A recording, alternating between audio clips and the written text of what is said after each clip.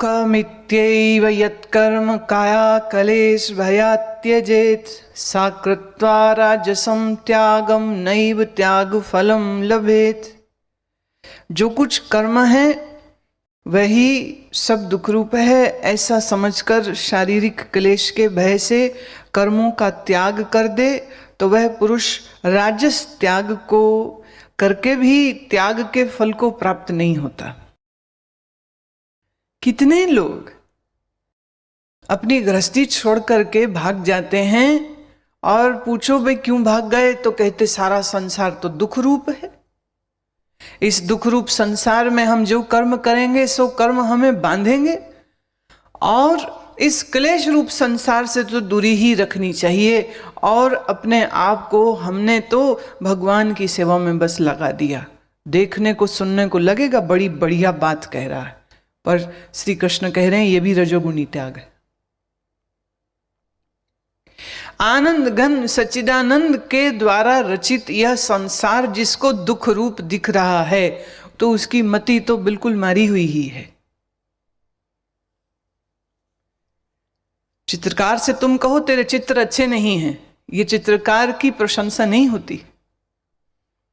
आप भगवान से कहो कि तेरा संसार दुख रूप है इसलिए हम इसका त्याग करते हैं, ये परमेश्वर की स्तुति नहीं हुई, ये तो परमेश्वर को तुम गाली दे रहे हो।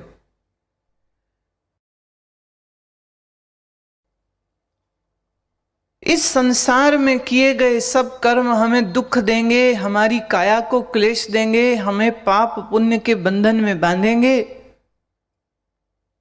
कई लोग इसको वैराग्य समझते हैं, ये वैराग्य नहीं होता, ये रजोगुणी त्याग होता है। एक छोटी सी बच्ची को मैंने पूछा कि बेटे बड़े होके क्या बनोगे? वो कहती आपके पास आएंगे। मैं हमारे पास क्यों आओगे? कहती संसार दुख है।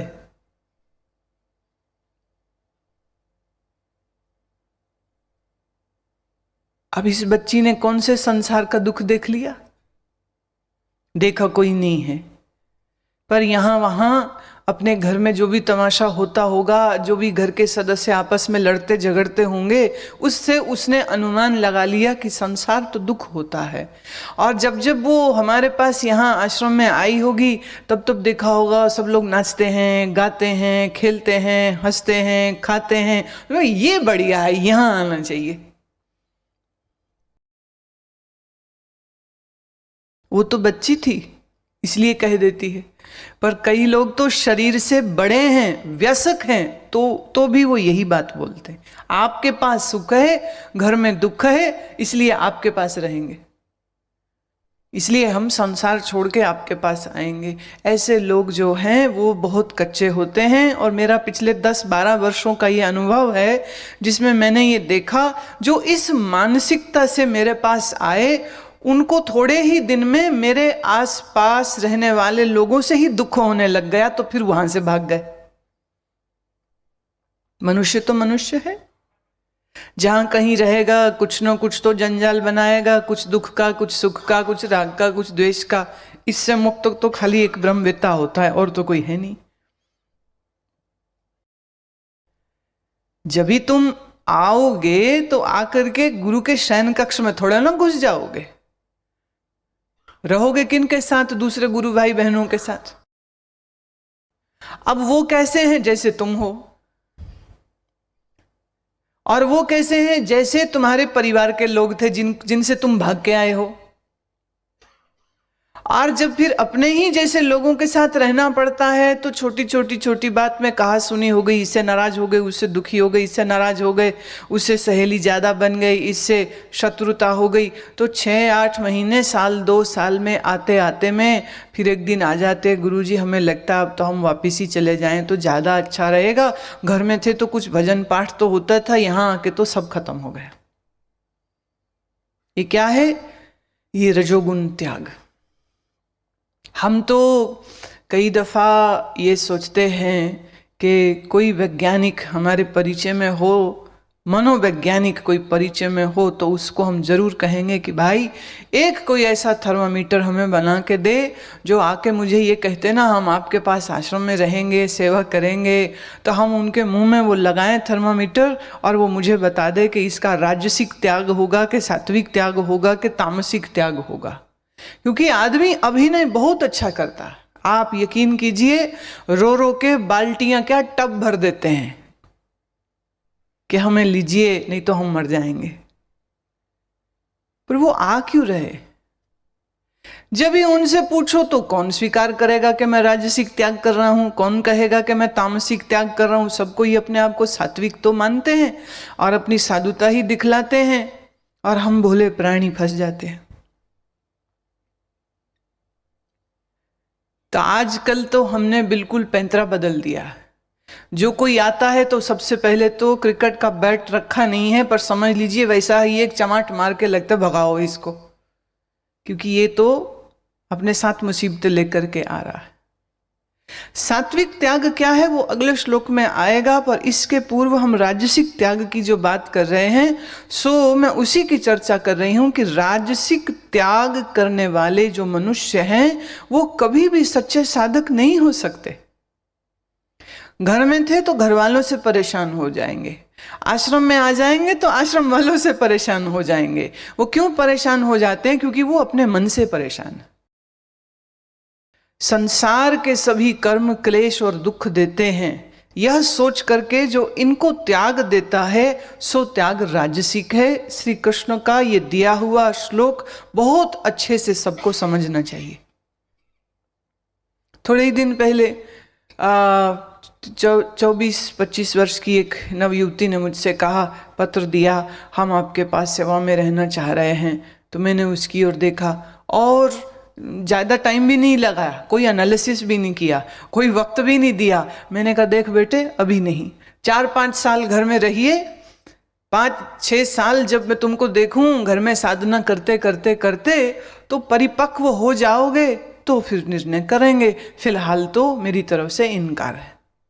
तो अच्छा दुखी होते हैं, परेशान होते हैं कि हमें मना कर दिया, पर उन्हें यह नहीं पता है कि पका हुआ फल जब वृक्ष से निकलता है तो वो खाने योग्य होता है, पर अगर कच्चे फल को आप वृक्ष की डाली से तोड़ दीजिए ना वो खाने के काम आता है, वो सिर्फ टोकरी में फेंका जाता।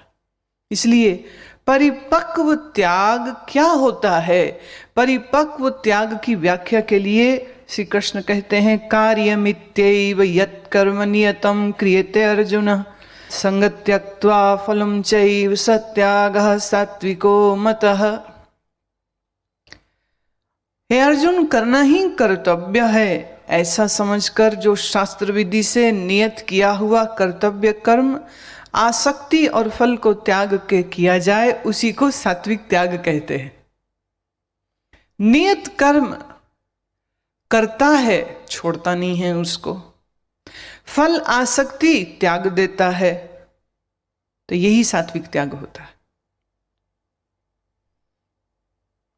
नियत कर्म को करना ये तो समझ लीजिए तुम्हारे श्वासों के साथ बंधा हुआ है, जब तक श्वास है तब तक ये सब चलेंगे।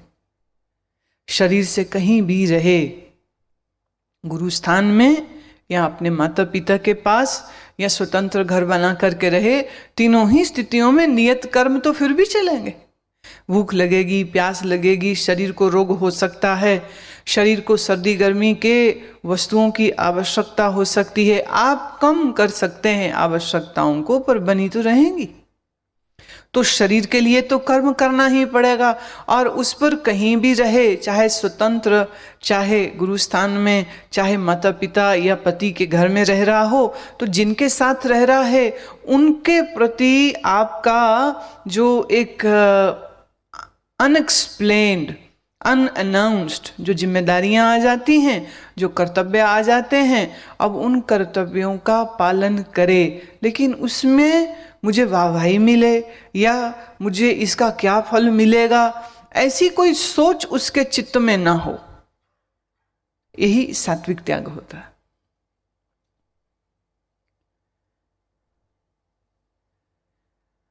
कर्तव्य कर्मों का त्याग जो करे डर से करे कि ये मुझे फंसाएगा तो वो राजसिक होगा, आलस्य से त्यागे तो वह तामसिक हो जाएगा, फल आसक्ति छोड़ के करे तो यही सात्विक हो जाएगा। तो करना तो कर्तव्य है, तो जब करना ही है तो आनंद से करो ना, फिर रोना क्यों, फिर तकलीफ क्यों महसूस करनी, फिर ऐसा क्यों देखना कि घर बंधन है, फिर ऐसा क्यों देखना कि परिवार मेरा बंधन है। अरे भाई, परिवार किसी न किसी फॉर्म में तुम्हारे आसपास हमेशा ही रहेगा, चाहे वो माँ पिता का दिया परिवार हो, पति का परिवार हो, अथवा गुरु का परिवार हो, कोई ना कोई परिवार तो अगल बगल तुम्हारे रहेगा ही रहेगा। अच्छा, तुम बिल्कुल कहो नहीं हम तो सब छोड़ छाड़ के अकेले रहेंगे, कैसे रहोगे? थोड़े ही दिन में कुछ लोग तुम्हारे प्रशंसक हो जाएंगे, तो वही तुम्हारे इर्द गिर्द हो जाएंगे, तो फिर उनका परिवार बन जाएगा। शायद इसीलिए कहा गया मनुष्य सामाजिक प्राणी है, ये सोशल एनिमल विदाउट रिलेशनशिप्स रह ही नहीं सकता है, चाहे कुछ कर लो। एक बार की बात मुझे याद आती है अपनी, मैं उन दिनों घर में रहती थी, और घर में जो देखो कोई ना कोई संबंधी आएगा तो चाय बनाओ, उसको बैठाओ, बात करो, वो रोटी खाएगा, वो शॉपिंग जाएगा, वो ये करेगा, और फिर उससे बड़ी बात सिरदर्दी, वो गप्पे मारेगा और चाहेगा उनके साथ बैठ के गप्पे भी सुनो उनकी। और हमने कहा भाई ये तो बड़ा स्यापा है, इन लोगों का तो ख़त्म ही नहीं होना, कोई ना कोई तो चलता रहेगा, तो क्या करो, कुछ तो करना चाहिए। तो हमने कुछ वर्षों के अंतराल में ही घर से हम भाग लिए। अब घर से भागे तो कहीं तो रहेंगे, तो कई दिनों तक हम कई अलग अलग आश्रमों में रहते रहे। उन्हीं में हम एक हिमाचल में सोलन में एक बाबा जी के पास रहे कुछ दिन, कुछ महीने, आते जाते रहते थे। पर जब भी वहाँ पे रहना तो उन्होंने कहना अच्छा वो कोई आ जाए तो वो हमें बुलवा लेते, अच्छा वो आए हैं तो बैठो मिल लो। रिश्तेदारों से बचे तो बाबा जी के रिश्तेदारों का पल्ला पड़ गया, अब इनको देखो। अब वो कई बार ऐसा संजोग हो जाता था कि जो उनकी सेवा में थे लोग, जैसे मान लीजिए कोई है ही नहीं और हम ही हैं, किसी काम से इधर उधर वो लोग चले गए। अब पहाड़ में जो रहते हैं उन्हें मालूम है कि बाजार तक जाना पैदल और सामान लेकर के वापिस आना तो मतलब 3 घंटे तो लग जाएंगे आराम से। अब इस बीच में अगर कोई आ जाते तो वो मौनी बाबा जी ताली बजा बजा के मुझे बुलाते। तो बट नेचुरल है कि जो आया है, पता नहीं जहाँ से भी आया है, तो कभी तो वार्तालाप के लिए उनको मेरी ज़रूरत पड़ती कि वो हवा में ही ऐसे लिख देते और मैं पढ़ लेती थी कि क्या कहना चाह रहे हैं। और कभी उनको कुछ चाहिए रहता, तो या कभी जो आए हैं वो चाह रहे हैं कि उनके साथ कुछ चाय हो जाए, तो अब चाय वो तो नहीं लेते थे, दूध पीते थे, पर जो आए हैं तो उनके लिए कुछ ना कुछ आयोजन करवाओ, कहो किसी को। मैंने कहा भाई ये तो बात नहीं बनी, ये तो बात ना बनी, हम घर वालों से भगे तो अब यहाँ फंसे। फिर लगा नहीं, अपनी ही स्वतंत्र जगह होनी चाहिए। अच्छा जी, हम इस ख्याल में थे कि अपनी स्वतंत्र जगह में रहेंगे तो ना कोई आए ना कोई जाए, हमें किसी कोई देनदारी लेनदारी होगी नहीं। तो बड़ी मुश्किल से ऋषिकेश में जगह मिली हमें, 250 गज का प्लॉट लिया, ऐसे मोहल्ले में ऐसी जगह में मिला कि जो वो कहानी खैर दूसरी हो जाएगी, अभी उतनी ही बात कहते हैं। हमने वहाँ पर 2 बने हुए थे कमरे, तो उन्हीं 2 कमरों को ठीक करवाया, रहने लायक बनाया। अगले हिस्से में बगीचा था, 100 गज का बगीचा समझिए, 80 गज में रहने की जगह थी। अब जब वहाँ बैठे तो जिन जिन लोगों को मेरे से परिचय था उन सबके पत्र आने लग गए, उन सबके पत्र आने लग गए कि जी हम तो आपकी कुटिया देखने आना चाह रहे हैं। अच्छा भाई आ जाओ, आज 2 आ रहे हैं, कल 4 आ रहे हैं, कल 6 आ रहे हैं, अब जो आएगा वो रोटी भी खाएगा। लो कर लो मुसीबत।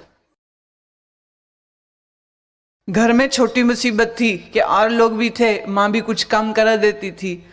दूसरे जगह बाबा जी या किसी अन्य बाबा के आश्रम में, किसी स्वामी मंडलेश्वर के आश्रम में रहे तो वहाँ और बहुत सारे लोग हैं, तो चलो थोड़ा बहुत बोल दिया, बाकी कुछ कर लिया, कभी थोड़ा ज़्यादा कर लिया, कभी कुछ कम कर लिया। अब यहाँ का सारी मुसीबत मेरे सर में, क्या करो अब। अब इतने लोगों को उनके खाने का इंतजाम करो, उनके फिर बिस्तरे नहीं हैं, वे सोएंगे कहाँ पे, फिर इनके सोने का इंतजाम करो,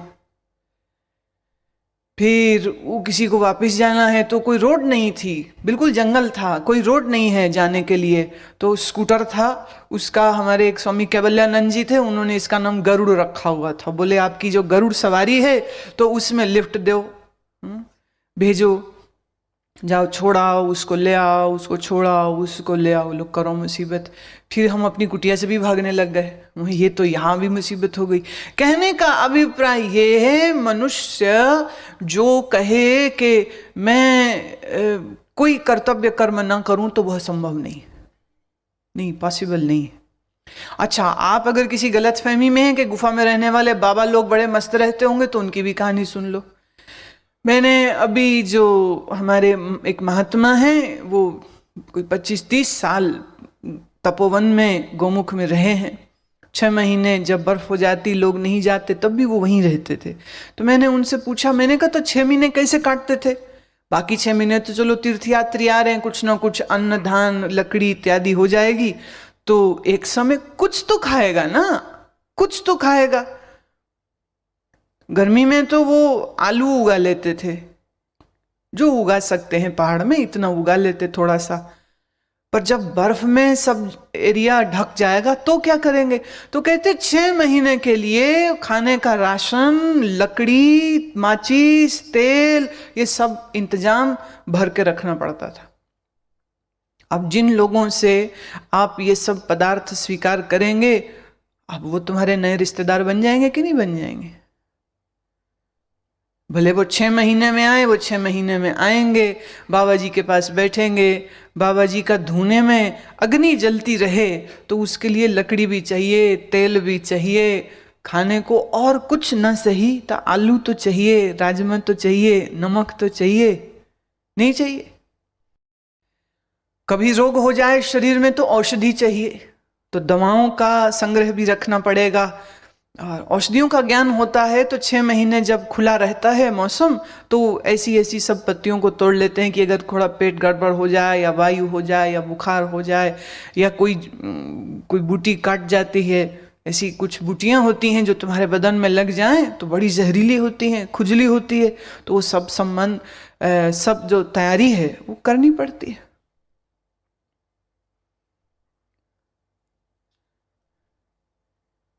महिमा है ये भी। भगवान ने ये शरीर इस तरह से बना करके दिया है कि थोड़े में या ज्यादा में दूसरे मनुष्यों से संबंध तो तुम्हारा बना ही रहेगा। जिन मनुष्यों से अब तुम्हारा संबंध रहेगा तो उनके प्रति तुम्हारा न चाहते हुए पर भी कर्तव्य कर्म भी जुड़ ही जाएगा। तो जब कर्म करना और कर्तव्य पालन करना मनुष्य का नैसर्गिक प्राकृतिक स्वभाव है, तो फिर अपने स्वभाव के विरोध में क्यों जाना और ये क्यों सोचना? मेरे एक जानने वाली महिला थी, वो कहती घर में भाई भतीजों के पोतड़े धोने से अच्छा है मैं बाबा लोगों की, महात्मा लोगों के कपड़े धोऊं, मैं नहीं धोती उनके पोतड़े। उन्हें शादी नहीं करी थी, घर भी ना रही। कहती काम तो करना ही पड़ेगा ना, तो विषयी पामर और संसारियों की मैं सेवा क्यों करूं, जब मेरे पास अवसर हो महात्मा जनों, सात्विक जनों, ऋषियों की सेवा करने का मेरे पास अवसर हो तो मैं उनकी करूं, मैं इनकी क्यों करूं? चॉइस है ये तो आपके ऊपर। मुसीबत सब तरफ से आदमी के साथ जुड़ी है। चॉइस बनाइए आपको किस तरह की मुसीबत के साथ जीना है, किस तरह के संबंधियों के साथ आपने जीना है। उन संबंधियों के साथ जो सारा समय खाना पीना, पैसा, राजनीति, हाय तौबा, लड़ाई भिड़ाई करते हैं, या ऐसे संबंधियों के साथ रहना है जो ध्यान, चिंतन, ज्ञान, शास्त्र, स्वाध्याय इत्यादि ऐसी बातों को करेंगे।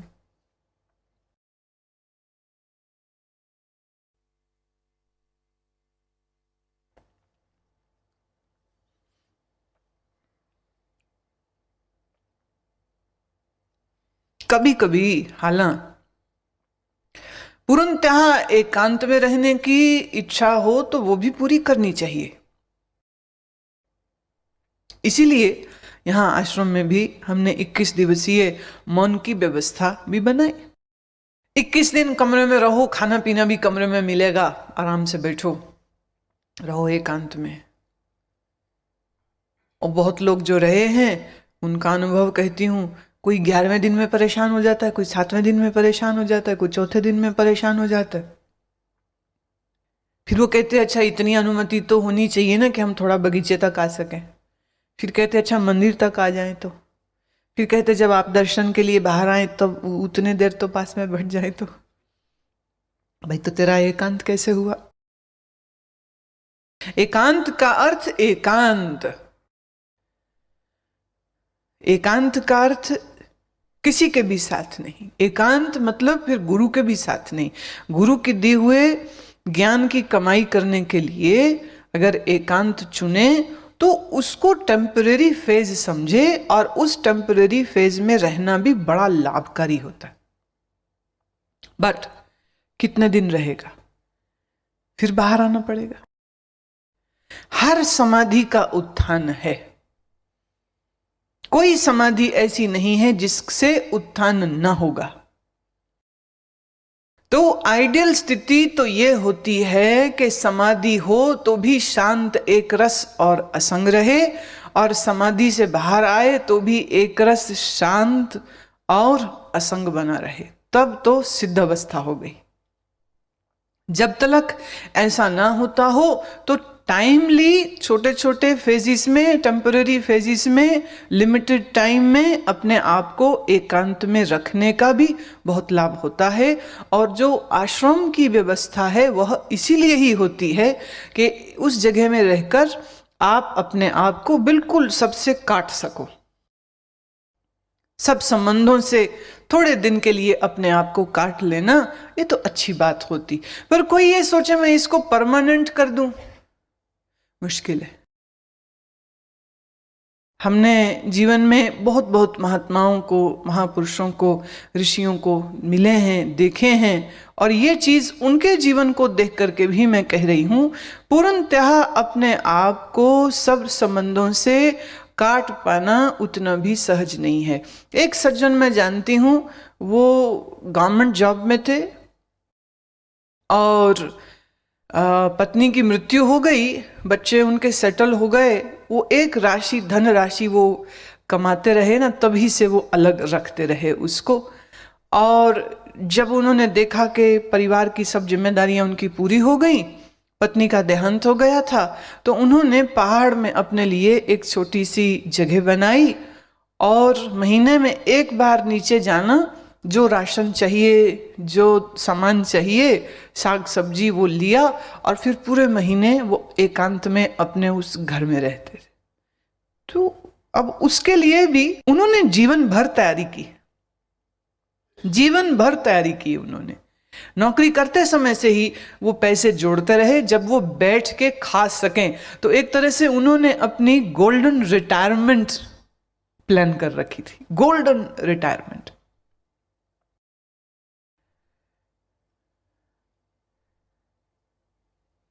एक अच्छे गुरु के साथ उनका संपर्क रहा, और उनके गुरु तो सिधार गए थे, और इतनी बात तो उन्हें समझ आ गई थी कि साधना करनी क्या है और कैसे करनी है। सो उनके जीवन में उन्होंने ऐसी व्यवस्था बना करके रखी थी। भगवान कह रहे हैं, न द्वेष्टि अकुशलम कर्म कुशले न अनुषज्यते, त्यागी सत्व समाविष्टो मेधावी छिन्न संशयः। अकल्याणकारक कर्म से तो द्वेष नहीं करता है, और कल्याणकारक कर्म में आसक्त नहीं होता है। वह शुद्ध सत्व गुण से युक्त हुआ, संशय रहित, ज्ञानवान और त्यागी होता है। ऐसे कर्म जिससे कोई कल्याण नहीं होता, उल्टे हानि होती हो, चित्त में उसके कोई द्वेष नहीं है। और जिन कर्मों को करके बड़ा पुण्य लाभ होता हो, ऐसे कर्मों के प्रति कोई लोभ चित्त में नहीं है। अंतःकरण शुद्ध और सत्वगुणी है, और मन में, बुद्धि में कोई संशय है नहीं जिसके। ऐसा व्यक्ति त्यागी होता है, ऐसा ही व्यक्ति ज्ञानवान होता है। ये ज्ञानवान का लक्षण बता रहे। जब आप दूसरे गिरे हुए इंसानों जिनके जीवन में अभी अशुभ कर्म हैं, देखिए हर आदमी की एक ग्रोथ की स्पीड होती। हर संत कभी असंत था, हर दयावान कभी दुष्ट था, हर त्यागी कभी भोगी था। आज अगर कोई त्यागी हो गया है तो उसको भोगी के प्रति निंदा की भावना नहीं होनी चाहिए, और अगर निंदा की भावना है तो अभी उसका त्याग सच्चा नहीं है। जीवन है, जीवन बहुत कुछ सिखाता है।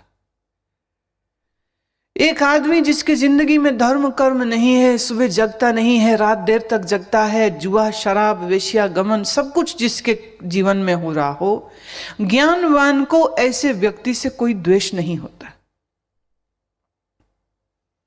क्योंकि वो जानता है कि ये आदमी अभी जिंदगी के उस न्यून तल पर है, उस निचले तल पर है जहां उसके लिए यही शायद ठीक होता है। कल्याणकारक कर्मों में आसक्ति नहीं होती।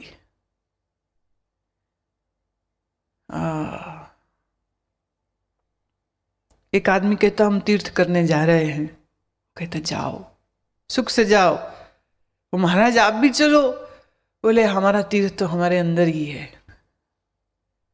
जब तक हमें तीर्थ बाहर दिखते थे हम भी बाहर जाते थे, अब हमारा तीर्थ तो हमारे अंदर ही है, सो हमें बाहर जाने की इच्छा नहीं। अब उसके चित्त में ये ख्याल नहीं आएगा अरे ये तो बड़े पुण्य प्राप्त कर लेगा, रामेश्वरम जा रहा है, हम कभी गए ही नहीं हैं, हमारे को तो पुण्य नहीं मिलेगा। एक मनुष्य कहता है कि हम कुंभ है तो इलाहाबाद स्नान करने जा रहे हैं, हरिद्वार स्नान करने जा रहे हैं, मौनी अमावस्या है, मकर संक्रांति है, श्रेष्ठ दिन है, हम स्नान करने जा रहे हैं, अमुक जगह में यज्ञ हो रहा है, उस यज्ञ में भाग लेने जा रहे हैं। ज्ञानवान कहते जाओ, खूब प्राप्त करो पुण्य, तुम्हें चाहिए अभी। महाराज आप चलो, हमें इच्छा नहीं है। अशुभ कर्म करने वालों से कोई द्वेष नहीं है, शुभ कर्म करने वालों के साथ उसको कोई विशेष मैत्री नहीं है। चित्त जिसका सात्विकी है, चित्त जिसका शांत है, विक्षेप रहित है, ऐसा व्यक्ति ज्ञानवान होता है, ऐसा व्यक्ति ही त्यागी होता है। भोगी शायद अशुभ कर्म करे, शायद वेद विहित कर्म भी करे। त्यागी कौन है? जिसने वेद विरुद्ध सभी कर्मों को छोड़ दिया है और यज्ञ दान तप करके अपने आप को निखार रहा है। यूं कह सकते हैं भोगी शुभाशुभ कर्मों में फंसा है, त्यागी सिर्फ शुभ कर्मों में फंसा है, और ज्ञानवान वो इन दोनों से बाहर निकल गया है। ना वो शुभ कर्म की इच्छा करे, ना वो अशुभ कर्म में कोई उसकी रुचि रहती है। इसको हम कहेंगे ये पूर्ण त्याग हुआ।